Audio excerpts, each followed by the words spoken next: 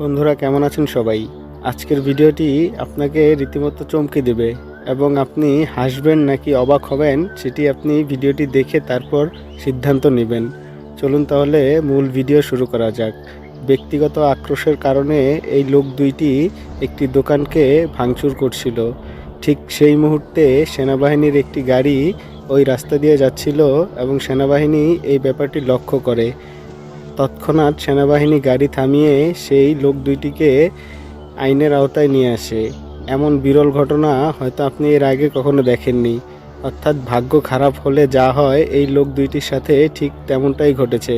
তারা কখনো আন্দাজও করতে পারেনি তাদেরকে এমন অবস্থার সম্মুখীন হতে হবে, তাদেরকে আইনের আওতায় আসতে হবে, তারা কখনো ধারণাও করতে পারেনি। তাদের এই ভুলের কারণে তারা এখন ক্ষমা চেয়েও কোনো লাভ হয়নি, কারণ সেনাবাহিনীর কাছে ক্ষমা নেই কোনো। সাধারণত একেই বলে ফান্দে পড়িয়া বগা কান্দে। এই লোক দুইটিকে এরপর সেনাবাহিনী গাড়িতে তুলে নিয়ে যায়। এই ভিডিওটি থেকে অন্তত আমাদের এই শিক্ষা গ্রহণ করা উচিত, মানুষের ক্ষতি করে কখনো ছাড় পাওয়া যায় না, সেটা কোনো না কোনোভাবেই আমাদের ওপর এসে পড়ে। তাই অন্যের ক্ষতি করা থেকে বিরত থাকুন এবং অন্যকে সাহায্য করুন। এই ভিডিওটিতে সেম একটি ঘটনা ঘটেছে। রাস্তার মধ্যে একটি ছিনতাইকারী লোকটিকে অস্ত্র ঠেকিয়ে তার সব কিছু নিয়ে যাচ্ছিল।